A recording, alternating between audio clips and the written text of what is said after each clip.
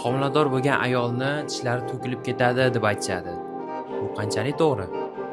Qanaqadir ma'noda bu ham bor narsa.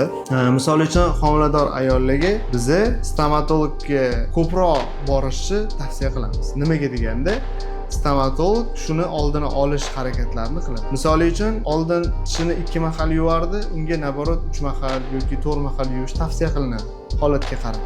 Chunki homilador paytida bemorda kislotность baland bo'lib ketgani hisobiga og'iz bo'shlig'iga kislotali muhit juda ham ko'p miqdorda chiqadi. Og'iz bo'shlig'iga kislota chiqqandan keyin tishlarning atrofiga yopishishni boshlaydi. Bu tishlarni tezroq yemirilib ketishiga, o'sha emal qismini tezroq yemirilib ketishiga sabab bo'ladi. Stomatologga bordi degani bir pasda ukol qilib uni davolab tashlaydi degani emas. Xuddi aytganim, tajribali stomatolog kelgan bemori birinchi konsultatsiya qiladi, undan anamnez yig'adi, o'sha anamnez ma'lumot keyin shunga qarab tavsiya beradi.